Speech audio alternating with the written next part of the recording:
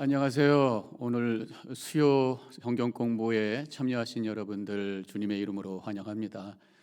계속해서 우리가 사도행전을 공부하고 있습니다. 오늘은 사도행전 8장을 함께 말씀 듣고 또 함께 은혜 나누는 그런 시간을 갖도록 하겠습니다. 다 함께 기도하겠습니다. 감사합니다. 하나님, 오늘 수요 저녁을 기억하며 우리 함께 모였습니다. 사도행전을 통해서 하나님의 복음의 역사가 어떻게 세상을 향해 흘러가고 있는지를 우리가 함께 따라가며 은혜 받기를 원합니다. 오늘도 주님께서 하나님의 영, 진리의 영 보내주셔서 함께 깨닫고 은혜 나누는 이 시간이 되게 하여 주시옵소서. 감사하며 예수님의 이름으로 기도합니다. 아멘. 찬송가 336장 함께 부르시겠습니다.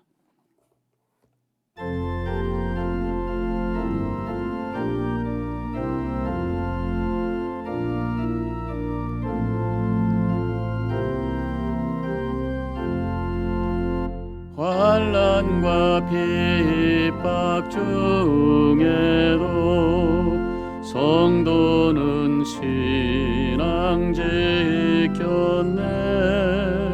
이 신앙 생각할 때에 기쁨이 충만하도다. 성도의 신앙 따라서 죽도록 충성하겠네. 옥중에 매인 성도나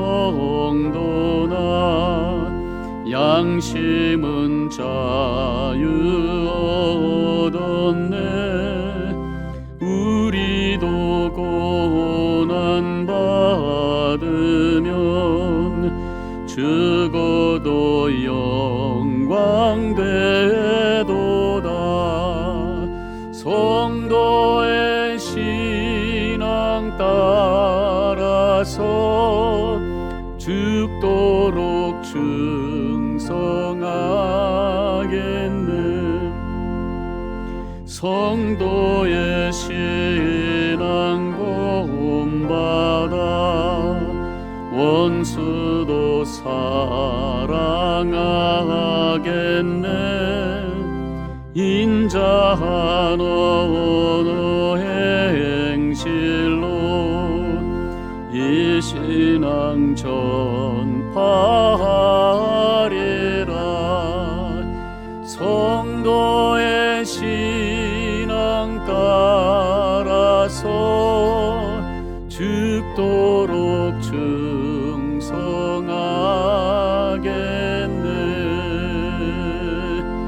아멘.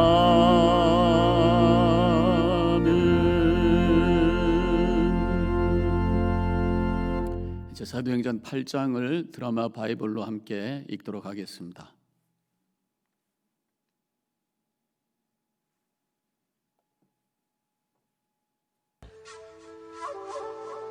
사울은 그가 죽임당함을 마땅히 여기더라. 그날에 예루살렘에 있는 교회에 큰 박해가 있어 사도 외에는 다 유대와 사마리아 모든 땅으로 흩어지니라. 경건한 사람들이 스데반을 장사하고 위하여 크게 울더라. 사울이 교회를 참멸할세 각 집에 들어가 남녀를 끌어다가 옥에 넘기니라. 그 흩어진 사람들이 두루 다니며 복음의 말씀을 전할세 빌립이 사마리아 성에 내려가 그리스도를 백성에게 전파하니 무리가 빌립의 말도 듣고 행하는 표적도 보고 한 마음으로 그가 하는 말을 따르더라.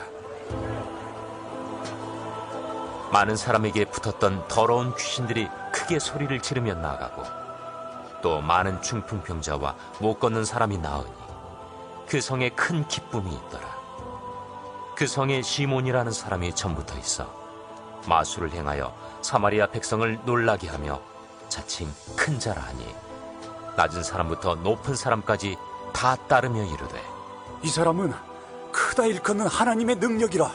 오랫동안 그 마술에 놀랐으므로 그들이 따르더니 빌립이 하나님 나라와 및 예수 그리스도의 이름에 관하여 전도함을 그들이 믿고 남녀가 다 세례를 받으니 시몬도 믿고 세례를 받은 후에 전심으로 빌립을 따라다니며 그의 나타나는 표적과 큰 능력을 보고 놀라니라. 예루살렘에 있는 사도들이 사마리아도 하나님의 말씀을 받았다 함을 듣고 베드로와 요한을 보내매 그들이 내려가서 그들을 위하여 성령 받기를 기도하니 이는 아직 한 사람에게도 성령 내리신 일이 없고 오직 주 예수의 이름으로 세례만 받을 뿐이더라. 이에 두 사도가 그들에게 안수하며 성령을 받는지라. 시몬이 사도들의 안수로 성령 받는 것을 보고 돈을 들여 이르되 이 권능을 내게도 주어 누구든지 내가 안수하는 사람은 성령을 받게 하여 주소서. 베드로가 이르되 내가 하나님의 선물을 돈 주고 살 줄로 생각하였으니 내 은과 내가 함께 망할지어다. 하나님 앞에서 내 마음이 바르지 못하니 이 도에는 내가 관계도 없고 분깃될 것도 없느니라. 그러므로 너희 약함을 회개하고 주께 기도하라. 혹 마음에 품은 것을 사하여 주시리라. 내가 보니 너는 악독이 가득하며 불의에 매인 바 되었도다. 나를 위하여 주께 기도하여 말한 것이 하나도 내게 임하지 않게 하소서. 두 사도가 주의 말씀을 증언하여 말한 후 예루살렘으로 돌아갈새 사마리아인의 여러 마을에서 복음을 전하니라. 주의 사자가 빌립에게 말하여 이르되 일어나서 남쪽으로 향하여 예루살렘에서 가사로 내려가는 길까지 가라. 그 길은 광야라. 일어나 가서 보니 에디오피아 사람 곧 에디오피아 여왕 칸닥의 모든 국고를 맡은 관리인 네시가 예배하러 예루살렘에 왔다가 돌아가는데 수레를 타고 선지자 이사야의 글을 읽더라. 성령이 빌립더러 이르시되 이 수레로 가까이 나아가라. 빌립이 달려가서 선지자 이사야의 글 읽는 것을 듣고 말하되 읽는 것을 깨닫느냐? 지도해 주는 사람이 없으니 어찌 깨달을 수 있느냐? 하고 빌립을 청하여 수레에 올라 같이 앉으라 하니라. 읽는 성경 구절은 이것이니 일러스되 그가 도살자에게로 가는 양과 같이 끌려갔고 털 깎는 자 앞에 있는 어린 양이 조용함과 같이 그의 입을 열지 아니하였도다. 그가 굴욕을 당했을 때 공정한 재판도 받지 못하였으니 누가 그의 세대를 말하리요? 그의 생명이 땅에서 빼앗김이로다. 하였거늘 그 내시가 빌립에게 말하되 청컨대 내가 묻노니 선지자가 이 말한 것이 누구를 가리킴이냐? 자기를 가리킴이냐? 타인을 가리킴이냐? 빌립이 입을 열어 이 글에서 시작하여 예수를 가르쳐 복음을 전하니 길 가다가 물 있는 곳에 이르러 그 내시가 말하되 보라, 물이 있으니 내가 세례를 받음에 무슨 거리낌이 있느냐? 이에 명하여 수레를 멈추고 빌립과 내시가 둘 다 물에 내려가 빌립이 세례를 베풀고 둘이 물에서 올라올새 주의 영이 빌립을 이끌어간지라. 내시는 기쁘게 길을 가므로 그를 다시 보지 못하니라. 빌립은 아수도에 나타나 여러 성을 지나다니며 복음을 전하고 가이사라에 이르니라. 아멘. 이제 우리 함께 이해 질문을 풀어가면서 다시 우리 8장 사도행전 8장을 리뷰를 하도록 하겠습니다. 자, 그러면 1번 문제를 볼까요?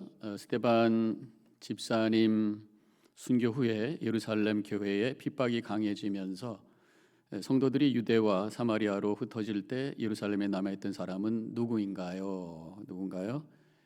사도들이 남아 있었어요. 다른 성도들은 다 흩어지는데 사도들은 남아서 예루살렘 교회를 지켰다고 하는 것입니다. 이 핍박으로 인해서 흩어진 성도들이 무엇을 했나요? 지하로 다 숨었나요? 모여서 기도만 하고 있었나요? 복음을 전했나요? 아니면 다 잊어버리고 생업으로 돌아갔을까요? 복음을 전하기 시작했죠. 그래서 오히려 이 예루살렘 교회의 핍박이 선교를 세계로 향해 복음 증거를 세계를 향해 나아갈 수 있는 기회가 주어졌다고 하는 것을 우리가 알고 있습니다. 이때 빌립 집사는 성도들이 흩어질 때에 처음에 어디로 가서 복음을 전했나요? 사마리아, 베들레헴, 갈릴리, 이방 나라. 사마리아죠. 유대인들이 가장 싫어하는 그러한 사람들이 바로 사마리아인이었습니다. 죄인시 취급을 하고 상대도 하지 않았던 이 사마리아로 흩어졌어요. 그리고 그쪽으로 가서 복음을 전하는 기회를 갖게 된 것을 봅니다. 예루살렘 교회가 빌립 집사와 또 사역의 열매가 있는 것을 빌립 집사의 사역의 열매가 있는 것을 보고 돕기 위해 2명의 사도를 보냈습니다. 누구입니까? 베드로와 요한이죠. 다른 것은 다 해당이 안 되고 1번이 정답입니다. 두 사도가 성도들이 성령을 받도록 하기 위해서 했던 것이 뭡니까? 찬양을 많이 했나요? 헌금을 더 내라고 했어요. 함께 안수기도 했습니다. 6번 성령을 돈으로 살려고 했던 사람의 이름은 누군가요? 바로 시몬입니다. 마술하는 사람, 마술사 시몬입니다. 7번 성령을 돈으로 살려고 하는 이 시몬이 다른 사람들이 막 성령 충만한 모습을 보면서 자기도 성령 받고 싶어서 성령 돈으로 살려고 얼마냐고 질문했을 때 베드로가 그것에 응답하면서 여러 가지 말씀을 했습니다. 거기에 해당되지 않는 것이 뭐냐? 그게 질문이죠. 내가 주려고 하는 돈이 너무 적다. 그건가요? 그게 아니죠. 나머지는 다 베드로가 했던 말씀입니다. 성령은 하나님의 선물이라고 그랬어요. 사람이 만드는 것이 아니라 하나님이 주시는 거라고 하는 거죠. 또 성령 받기 위해서는 회개하고 기도해야 된다고 그랬고요. 이러한 어떤 하나님의 영을 돈으로 살려고 하는 마음이 악한 것이다. 악독이 가득하다. 그렇게 말씀을 했습니다. 빌립 집사가 가사로 가는 길에 만난 사람, 그래서 복음을 전했던 사람은 누군가요? 에디오피아 여왕의 내시죠. 그 여왕의 이름은 간다게라는 여왕의 내시로서 국고를 맡은 그런 사람이었습니다. 아주 책임 있는 사람이었죠. 이 에디오피아에 바로 이 사람을 통해서 복음이 전해졌다고 하는 것을 알 수가 있습니다. 에디오피아는 이미 하나님을 섬기는 경건한 사람들이 많이 있었어요. 이방 나라였지만 아마 그래서 그랬는지 그 뭐 일설에는 그 법궤가 에디오피아에 갔었다. 뭐 그런 얘기가 있습니다. 법궤가 그 바벨론 포로 이후에 사라졌잖아요. 그게 어디 있느냐? 뭐 그것이 이제 우리 하나의 그 질문 중에 하나인데 에디오피아에 있었다. 뭐 그런 얘기도 있습니다. 그만큼 에디오피아에 이미 여호와 하나님을 섬기는 사람들이 있었고 그 중에 하나가 이 넷이었고 그런데 그 사람은 예수는 알지 못했어요. 이번 예수를 그래서 믿게 되었다라고 하는 얘기죠. 9번 8번 지금 대답을 지금 질문을 제가 이제 올렸네요. 9번 위의 사람이 빌립으로부터 복음을 들은 후에 믿음의 증표로 받았던 것이 무엇입니까? 세례죠. 세례가 예수를 그리스도로 고백할 때에 믿음을 확인해주는 구원받았음을 확인해주는 보이는 하나님의 은혜가 바로 세례입니다. 세례로 시작을 해서 성만찬으로 그것을 계속해서 확인해 나가는 것이 우리의 신앙의 여정입니다. 나머지는 아니죠. 10번 다음은 빌립 집사의 사역 행선지입니다. 괄호를 채우세요. 마지막 절에 나오는 거죠. 제일 먼저 아까 말씀드렸던 것처럼 사마리아로 가게 됩니다. 그리고 가사로 가는 길, 가사가 아니라 가사로 가는 길에서 에디오피아의 내시를 만나게 되고 그 다음에 40절에 보면 아소도라고 하는 곳에 들렸다가 마지막으로는 가이사랴로 가게 됐다. 그래서 제가 이 지도를 준비를 했는데 지도에 보면은 빨간색 그 선이 지금 빌립 집사님이 움직였던 동선이에요. 그리고 예루살렘에서 사마리아로 가는 그 표시가 베드로와 요한의 동선이고, 그다음에 그 밑에 있는 파란색 동선은 바로 이 에드피아의 내시가 가는, 그래서 그 목적지가 저 가사를 향해서 가는, 밑에서 점점점 그 줄이 그려져 있죠. 그런데 지금 빌립 집사는 가사로 가는 길에서 내시를 만난 다음에 그 다음에 아소도라는 곳으로 갔다가 그 다음에 저 위에 가이사랴를 향해서 갔다. 뭐 그런 어떤 동선을 표시하는 지도입니다. 자, 그럼 이 8장의 내용을 전체적으로 잠깐 요약을 해보면 세 개로 나눌 수가 있어요. 앞에 3절까지는 예루살렘 교회가 박해당하고 그래서 성도들이 흩어졌다, 그런 말씀이죠. 흩어지고 나서 이제 일어나고 있는 일 중에 하나를 그 나머지 4절부터 40절까지 이야기를 하고 있는데, 바로 빌립 집사님의 사역에 대한 얘기예요. 빌립 집사님의 사역에 대한 이야기를 또 두 개로 나누어서 4절부터 26절까지는 사마리아에서 복음을 전하는 이야기, 그리고 나머지는 에티오피아 내시에게 복음을 전하는 이야기가 이어지고 있습니다. 자, 박해당하는 예루살렘 교회와 흩어지는 성도들에 대한 얘기를 잠깐 보면은 지금 스데반 집사님이 순교를 하게 되죠. 순교를 하고 사람들이 막 흥분해서 지금 스데반 집사님을 돌로 쳐서 죽게 한 얘기가 앞장에 나오고 있습니다. 왜 그랬죠?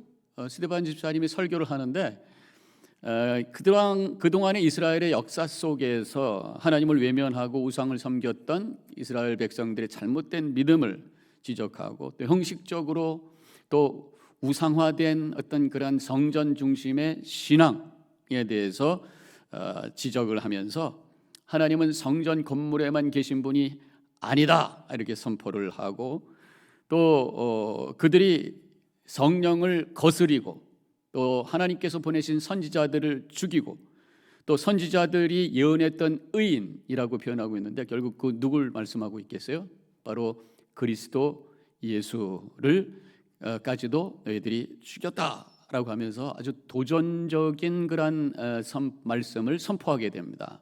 이때 들었던 유대인들이 찔리면서 이를 갈게 되죠. 분노를 하게 되고, 그러면서 성전을 모독했고 하나님을 모독했다, 또 우리를 모독했다, 어떤 그런 마음이 생기면서 돌을 들어서 스데반 집사님을 죽게 하죠. 하나님의 말씀에 회개로 응답해야 되는데 분노하고 있는 모습을 보면서 그들의 교만의 극치의 모습을 우리는 볼 수가 있다고 하는 것입니다. 자, 이런 일이 있은 후에 기독교인들에 대한 박해가 더 심해지게 되었어요. 이 박해는 유대인들에 의한 박해입니다. 그러니까 유대인들이 그리스도교, 기독교 유대인들을 박해하는 일이 일어났다고 하는 것입니다. 왜냐하면 자기들이 미워했던 예수님을 따르는 사람이었고, 또 분명히 십자가에서 죽었다고 생각하는데 부활했다고 하면서 소식을 전하니까 굉장히 마음에 불편하고 부담이 되는 이제 그런 사람들이죠. 그런가 하면은 지금 성전 중심, 율법 중심의 유대인들의 믿음에 대해서 이 도전하는 그 그리스도인들에 대해서 미움이 생기고, 그러면서 박해를 하기 시작을 한 거예요. 이렇게 초기에는 유대교 유대인들에 의해서 그리스도인들이 박해를 받습니다. 근데 나중에 가서는 로마 정부에 의해서 또한 박해를 받는 차원까지 확산이 되게 되죠. 왜냐하면은 로마 정부 입장에서는 이 황제가 the Lord, 주자라나요. 주님이라고 이렇게 고백하면서 그들이 살고 있는데, 이 그리스도인들은 예수가 주다, 예수가 그리스도고 그분이 주님이시다, 이렇게 고백을 하니까 이 황제에 대한 충성이 떨어진다. 그러니까 이 불편한 사람들이고 위험한 사람들이라고 생각하면서 결국은 박해하게 되고 괴롭히게 되는 것이죠. 그래서 1절 이제 다시 읽으면 이렇습니다. 사도 외에는 다 유대와 사마리아 모든 땅으로 흩어진지라.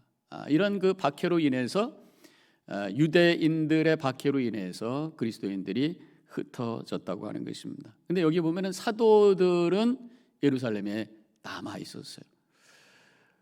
아무래도 예루살렘 교회를 사수해야 되겠다는 생각을 했을 것이라고 믿습니다.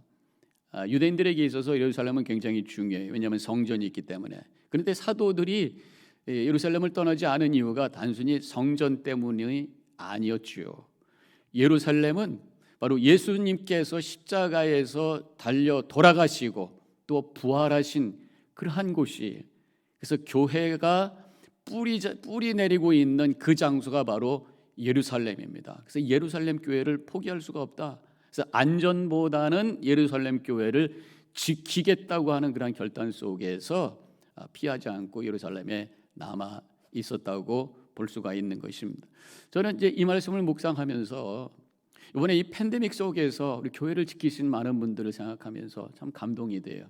지금이야 그래도 우리가 100명 넘게 1, 2, 3부 예배로 오픈이 되어서 예배를 드리고 있습니다. 물론 보통 때 우리가 450명 예배를 드렸습니다만은 거기에 비하면은 훨씬 못 미치는 그런 숫자가 모이고 있습니다만은 그래도 이 100명 이분들이 오셔서 예배를 지키시고 교회를 지키시고 이런 팬데믹 상황 속에서도 위험을 무릅쓰고 이 자리에 계신 건 얼마나 감사한지 몰라요. 감동이 됩니다. 그런가 하면은요, 우리가 3월 21일부터 교회가 클로즈 돼 가지고 6월 말까지 리오픈하기까지는 10명 이상 모이지 말라고 그랬어요, 주정부에서.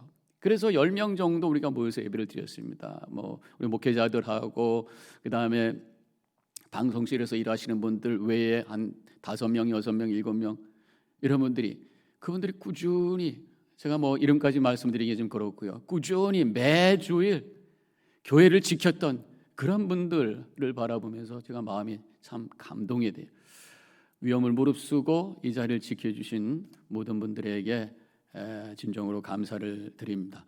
어쨌든 이 사도들이 아마 그런 심정으로 예루살렘에 남아 있었을 것입니다.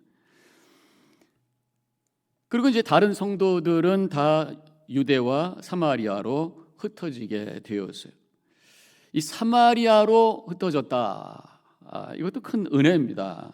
일단은 예수님의 말씀에 순종했다고 하는 것을 알 수가 있어요.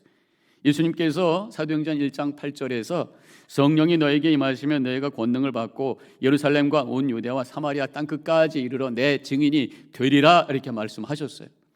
유대와 사마리아와 땅끝까지, 예루살렘과 유대와 사마리아, 예루살렘을 지금 사도들이 남아 있었어요.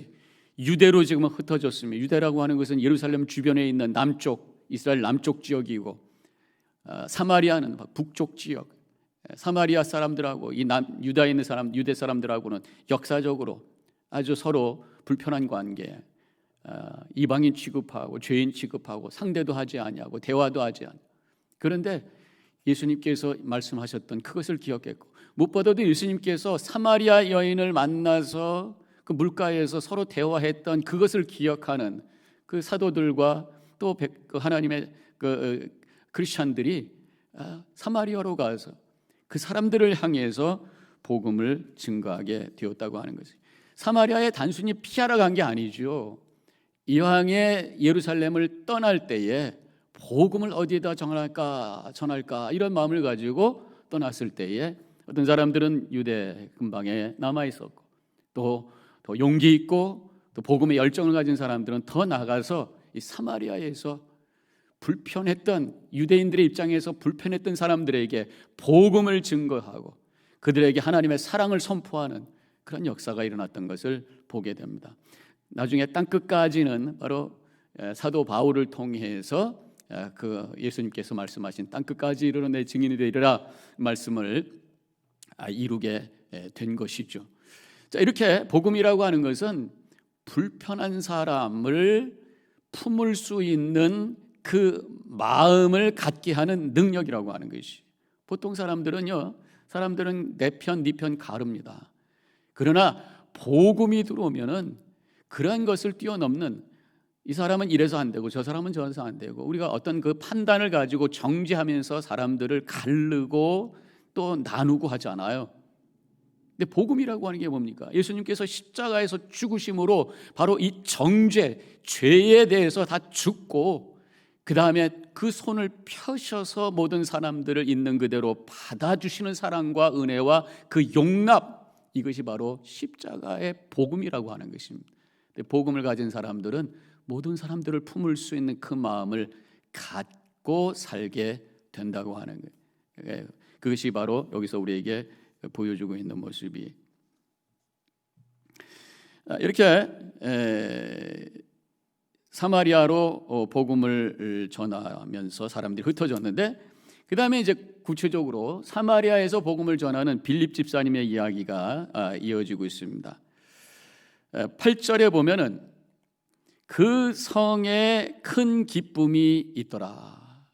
사마리아 성에 큰 기쁨이 있어요. 왜? 복음이 들어가서 많은 사람들이 은혜를 받고 또 거기서 기적이 일어나고 놀라운 하나님의 은혜가 체험되고 이런 것들을 통해서 기뻐했다, 그런 말씀입니다. 복음이 들어오면 아까 말씀드린 것처럼 마음이 넓어지고 모든 사람들을 포용할 수 있는 사랑과 은혜가 충만한 삶을 사는 것과 더불어 기쁨이 충만한 것이 바로 복음이 들어갈 때 와지는 현상이라고 하는 것입니다. 예수님을 내가 진정으로 믿는다면 나를 용서해 주시고 나를 은혜로 용납해 주셨다고 하는 것을 깨닫고 그 하나님의 사랑을 믿게 되기 때문에 기쁨이 충만하지 않을 수가 없다, 그런 말씀입니다. 이 기쁨이라고 하는 것은 어떤 세상적인 기쁨, 내가 뭐 갖고 싶은 거 갖고 되고 싶은 거 되고 어떤 소유와 어떤 성취 이런 것 때문에 와지는 차원을 뛰어넘는 영적인 차원의 기쁨이라고 하는 것입니다. 하나님의 은혜를 깨닫고 내가 하나님의 자녀, 하나님의 생명을, 영원한 생명을 받았다고 하는 것을 믿음으로 고백하는 영적인 기쁨, 하나님의 은혜를 깨닫고 그것이 내 안에 채워질 때 와지는 그 감동과 감격, 이것이 바로 복음이 들어올 때 와지는 기쁨이에요. 우리 성도님들, 제가 질문해 볼게요. 여러분들은 이 복음으로 인해서, 하나님의 은혜로 인해서 기뻐했던 적이 있으세요? 감격 속에서 눈물로 하나님을 향해 고백했던 적이 있으세요? 있어야 마땅하다고 하는 것입니다. 저 기억을 한번 되돌아보면 트레스디아스 갔을 때 새벽 예배에 제가 은혜를 너무 많이 받았어요. 너무너무 기뻤어요. 기뻐서 이 다이닝 룸에 내려왔는데 그날 아마 2월 달이었던 것 같은데 밖에 눈이 왔었어요. 창문으로 보여지는 창문이 굉장히 컸는데 그 눈이 제가 봤던 눈 중에 가장 아름다운 눈이었어요. 그리고 끝나고 집에 들어왔을 때 그 아내를 봤을 때 가장 아름다운 그런 모습으로 경험됐던 것을 지금도 기억합니다. 하나님의 은혜가 깨달아지고 영의 눈이 열리면요, 내 주변에 있는 모든 것이 얼마나 아름다운지, 내 주변에 있는 모든 사람들이 얼마나 아름다운지 그런 경험을 하면서 기뻐하면서 바로 그것이 회복된 에덴 동산이라고 하는 것입니다. 제가 믿기는, 제가 또 기대하는 것은 우리 뉴저지 연합재단의 모든 성도님들이 그러한 기쁨을 체험하시고 그런 에덴 동산이 여러분들의 삶 속에 회복되기를 주님의 이름으로 간절히 축원합니다. 지금 여기에 시몬이라고 하는 사람이 나와요. 아까 우리 문제 풀었습니다마는 이 마술사예요, 마술. 지금은 우리가 마술사 그러면 매직쇼 해서 어떤 쇼하는 인터테이너라고 할 수 있지만 그 당시는 일종의 종교하고 관계되는 무당과 같은 사람이에요.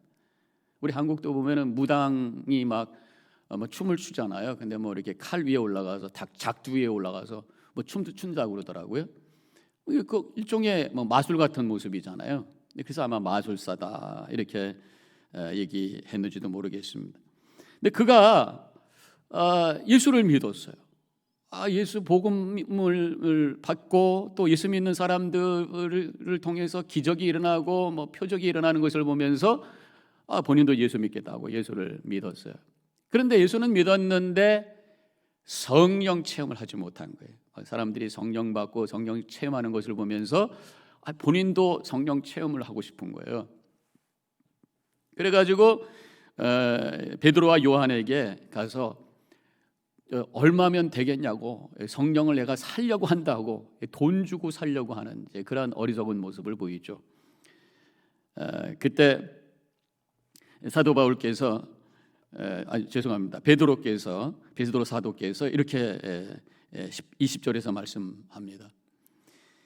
내가 하나님의 선물을 돈 주고 살 줄로 생각하였으니 은과 함께 내가 망할지어다. 하나님의 선물, 이 성령은 하나님의 선물, 하나님이 주시는 거다는 거죠. 우리가 노력해서 돈 주고 사는 거, 뭐 어떤 행위를 통해서 내가 만들어내는 것이 아니라 하나님께서 주시는 거다, 그런 말씀이에요. 그러면 선물이면 우리가 해야 될 게 뭐예요? 달라고 해야 되는 거죠. 선물을 달라고. 선물을 또 받을 수 있는 준비가 되어야 된단 말이죠. 그래서 그것을 22절에서 이렇게 말씀하고 있습니다. 그러므로 너의 이 악함을 회개하고 주께 기도하라. 성령 충만을 우리가 경험하기 위한 구체적인 방법을 오늘 말씀에서 우리에게 제시하고 있는데, 그것이 바로 회개와 기도라고 하는 것입니다. 회개라는 건 뭐예요? 내 안에 있는 더러운 것을 치우는 것이에요. 하나님의 거룩한 영을 내 안에 담기 위해서는 내 안에 더러운 찌꺼러지들이, 쓰레기가 있어서는 안 돼요. 그것을 다 씻어내는 회개가 있어야 돼요. 기도라는 게 뭡니까? 간구하는 거예요. 그리고 통로를 만드는 거예요. 하나님께서 주시기 원하시는 하나님의 영이 내 영에 임할 수 있는 통로를 만드는, 이것이 바로 기도.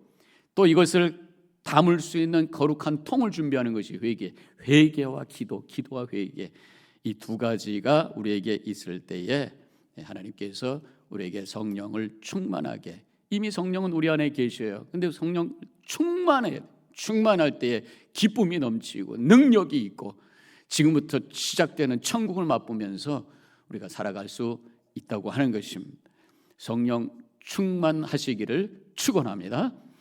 자, 그 다음에 세 번째로는 에디오피아 내시에게 이제 복음을 전하는 빌립 집사님의 얘기가 26절 이하에 쭉 이어지고 있어요. 지금 빌립 집사님은 사마리아를 떠나서 이 가사로 가는 길로 성령께서 가도록 하셔서 그곳에 가게 됩니다. 근데 가사라는 지명이 나오는데, 이 가사는 블레셋이 있었던 그러한 지역입니다. 지금은 우리가 가자 지구, 가자 스트립이라고 이름을 부르고 있는데, 팔레스틴 사람들, 예루살렘 지역, 이스라엘 지역에 있는 아랍 사람들이 거처하는 곳이 바로 가자 스트립, 가자 지구와 웨스트 뱅크, 그것은 서안 지구라고 그렇게 얘기하고, 근데 두 곳으로 나눠 있어요. 제가 이스라엘에 한번 가봤던 적이 있었는데 보니까 그 경계를 지나갈 때는 마치 외국을 들어가는 것처럼 패스포드 같은 거 확인하고 뭐 그러면서 왔다 갔다 하더라고요. 물론 뭐 아랍 사람들이 거기에 살면서 이스라엘 지역으로 뭐 일하러 오기도 하고 왔다 갔다는 하는데 그냥 가지 못합니다. 거기에 다 초소가 있고 뭐 패스포드 보여줘야 되고 굉장히 상엄한 감시가 상엄한 그런 모습을 보게 돼요. 지금 그 지역을 보면은 이제 원래는 이제 유대인들이 이 팔레스틴 사람들하고 같이 섞여서 살고 있었죠. AD 70년에 예루살렘 성이 로마에 의해서 무너진 다음에 그때부터 유대인들이 많이 이제 흩어집니다. 로마 전역으로. 그래서 디아스포라가 그때부터 시작이 되죠.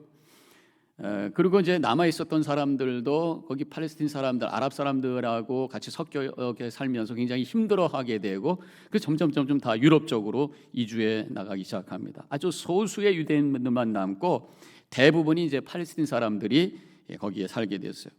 그러다가 19세기 말이 되면서 시온주의가 생기면서 유대인들이 예루살렘으로 다시 돌아가는 운동을 펴기 시작합니다. 유럽으로 또 미국으로 흩어졌던 이 유대인들이 다시 돌아가는 그런 운동이 시작이 된 거예요. 1920년쯤에 영국이 팔레스틴 지역을 점령할 때에 유대인들을 의용군으로 이렇게 하이어를 해가지고 영국군과 함께 들어가게 됩니다. 그러면서 영국군이 팔레스틴 지역을 통치할 때에 거기에 들어갔던 유대인들이 남아있게 되고, 그러다가 나중에 1948년에 유엔에 의해서 이스라엘이 독립이 되는 것이에요. 그런데 이미 그 속에, 그 지역에 살고 있었던 팔레스틴 사람들이 있었잖아요. 그 사람들을 이렇게 가자 스트립과 웨스트 뱅크라고 하는 곳으로 나눠가지고 이게 붙어 있지 않습니다. 하나는 바닷가에 있고 하나는 또 이제 산 위쪽에 있고 이렇게 나눠서 살게 되죠. 그러면서 이제 팔레스틴 사람들이 졸지에 아주 자기 살던 집에서 쫓겨난 상황이 된 거예요. 너무 억울한 상황이죠, 그들의 입장에서는. 근데 이스라엘 사람들은 이것은 원래 하나님께서 우리에게 주신 땅이다, 이제 그렇게 클레임하면서 이제 갈등이 있는 거죠. 그러면서 이제 거기 팔레스틴 사람들이 단체를 만들어서 팔레스틴 리버레이션 오가니제이션이라고 하는 팔레스틴 해방 기구라고 하는 것을 만들게 됩니다.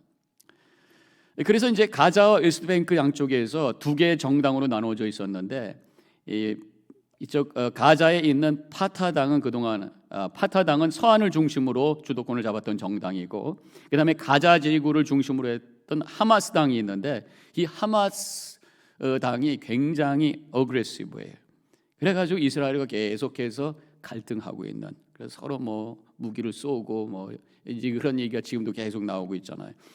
그러다가 2012년에 The State of Palestine이라고 하는 이름으로 팔레스틴 해방 기구를 유엔에서 국가로 인정을 해 줬어요. 물론 유엔에 투표권은 없는 나라이지만 간접적으로 독립 국가로 인정을 해 줬는데 미국과 이스라엘은 반대를 하고, 현재 미국과 동맹 관계에 있는 나라들은 다 팔레스틴 국가로 인정하지 않고, 일본과 한국도 현재 인정하지 않고 있는 것으로 제가 알고 있습니다.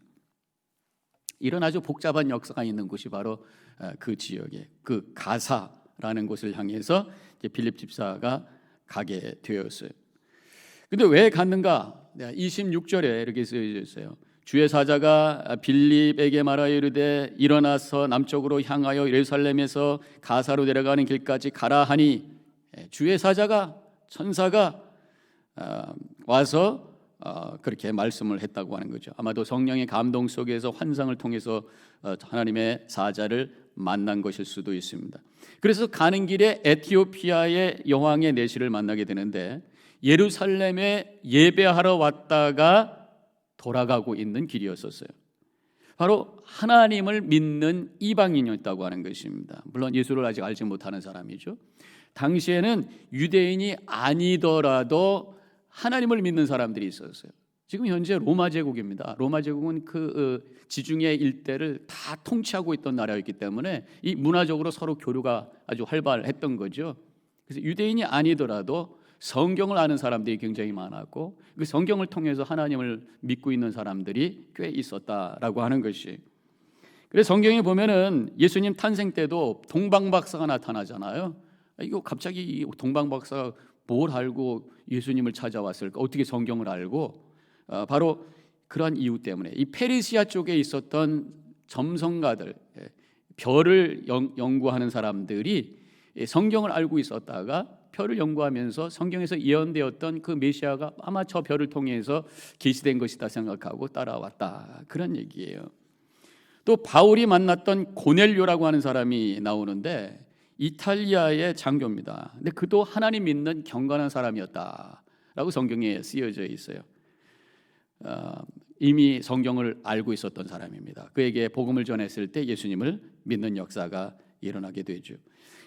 그래서 사도 바울이 나중에 이쪽 소아시아 지역과 또 많은 지역을 다니면서 복음을 전할 때 많은 사람들이, 이방인들도 예수를 믿게 되었던 것이 이미 성경을 알고 있는 사람들이 그만큼 많이 있었기 때문이었다라고 생각할 수가 있습니다.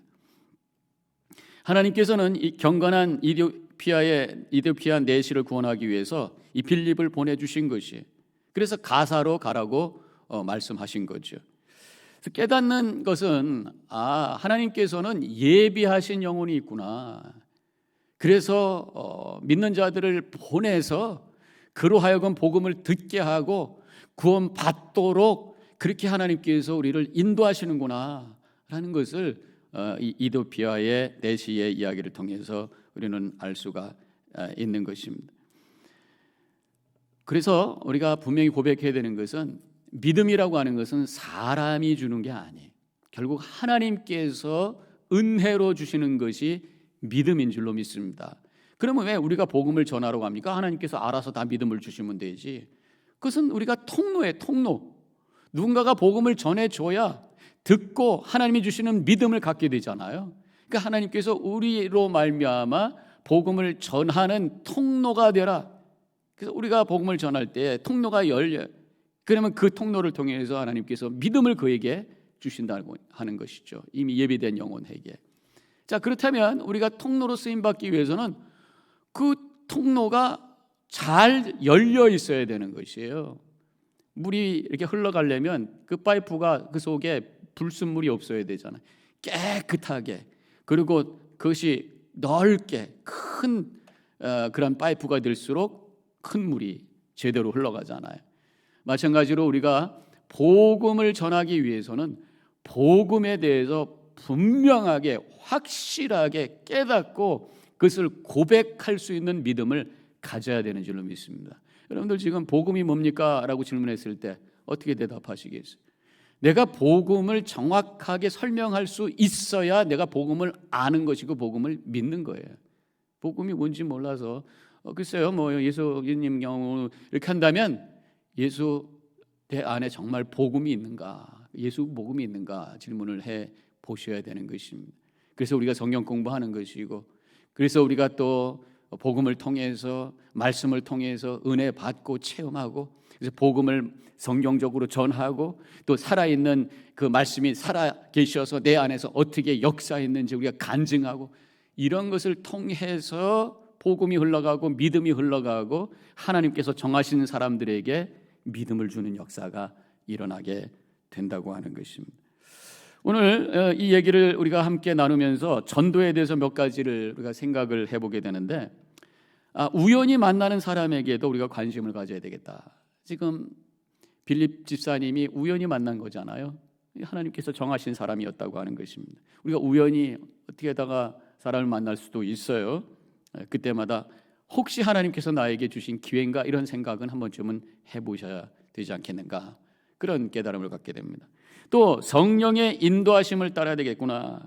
29절에 성령께서 수레로 가까이 가라 빌립 집사님한테 말씀하셨잖아요. 그런 어떤 감동, 성령께서 내 마음속에 복음을 전하라고 하는 감동을 줄 수 있다. 그래서 하나님의 영의 역사에 우리가 센서티브 해야 되겠다라는 것을 또 깨닫게 되는 것입니다.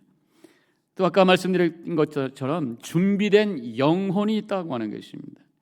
그래서 지금 이 내시가 이사야서를 읽으면서 이해가 안 되는 부분이 나온 거예요. 누군가를 여기서 예언을 하고 있는데 이 사람이 누군가라고 질문을 막 하고 있는데, 이 빌립 집사님이 나타나서 뭐가 궁금하냐고 그래서 질문했을 때 바로 그가 예수다라고 했을 때 깜짝 놀라면서 그러냐고 하면서 내가 믿겠다고 그 순간에 예수 믿고 거기서 그냥 세례받고 그래서 그리스도인이 됐다는 그런 얘기가 오늘 본문의 내용인 것입니다. 준비된 영혼이 있다고 하는 것입니다. 그냥 가서 살짝만 얘기해도 아멘 할 수 있는 사람이 있더라, 그런 얘기예요. 우리는 항상 준비해야 되겠다. 그래서 마지막으로 항상 복음을 전할 준비를 하면서 우리가 살아야 된다고 하는 것이. 그래서 베드로전서 3장 15절에는 이런 말씀이 나와요. 너의 마음에 그리스도를 주로 삼아 거룩하게 하고 너희 속에 있는 소망에 관한 이유를 묻는 자에게는 대답할 것을 항상 준비하되 온유와 두려움으로 하고.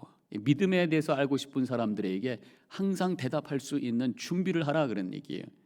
또 요한복음 14장 26절에는 보혜사 곧 아버지께서 내 이름으로 보내실 성령 그가 너에게 모든 것을 가르치고 내가 너에게 말한 모든 것을 생각나게 하리라 그랬어요. 우리가 성경 공부 열심히 해야 돼. 그래서 많이 알아야 돼. 그것만 갖고 되는 것이 아니라 하나님의 영 성령께서 감화감동하셔서 하나님의 영은 진리의 영 깨닫게 하시고 확신을 가지고 전하게 하시는 영이 바로 하나님의 영이라고 하는 것입니다. 그래서 말씀을 우리가 잘 배우고 성령 충만해서 살아갈 때에 기회가 있을 때에 복음을 증거하게 되고 그래서 예비한 영혼이 구원받는 역사가 일어나게 되는 줄로 믿습니다. 오늘 본문을 통해서 우리가 마지막으로 정리해야 될 두 가지 교훈이 있다면, 육신의 고난은 영적인 기회다. 당시에 예루살렘에 있던 성도들이 고난으로 말미암아 흩어졌지만 오히려 그 흩어진 것이 하나님의 영적인 사역의 기회가 되었다라고 하는 것이죠. 오히려 복음이 세계로 퍼질 수 있는 그러한 기회가 되었다고 하는 것이, 우리 삶에 여러 가지 고난이 왔을 때 하나님께서 이것을 가지고 우리에게 어떤 영적 삶의 기회로 만드시려고 하는가 질문할 때에 그것이 보이고 그래서 그 길을 향해 걸어가게 된다고 하는 것입니다.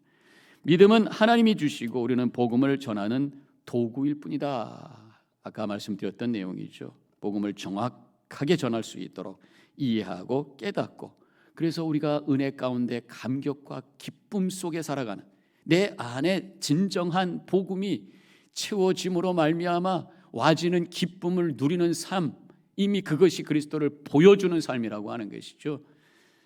그래서 복음을 전하는 도구로서의 삶을 살아야 되겠다라고 하는 것입니다. 항상 기뻐하라, 범사에 감사하라.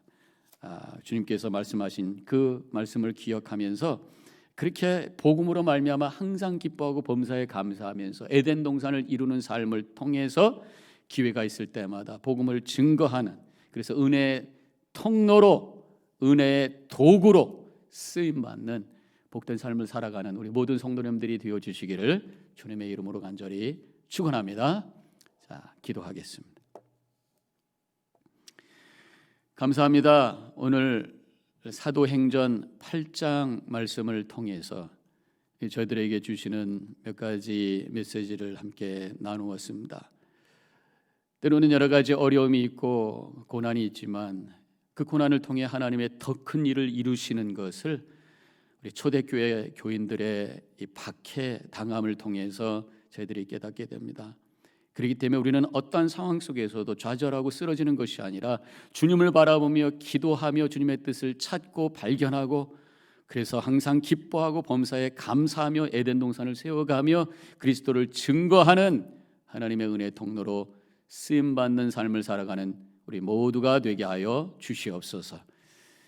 이제는 우리 주 예수 그리스도의 은혜와 하나님 아버지의 극진하신 그 사랑과 성령의 감화 감동 교통하심이 결단하고 나아가는 이 자리에 있는 모든 성도님들 머리 위에 지금부터 영원히 함께 하시기를 간절히 축원하옵나이다. 아멘.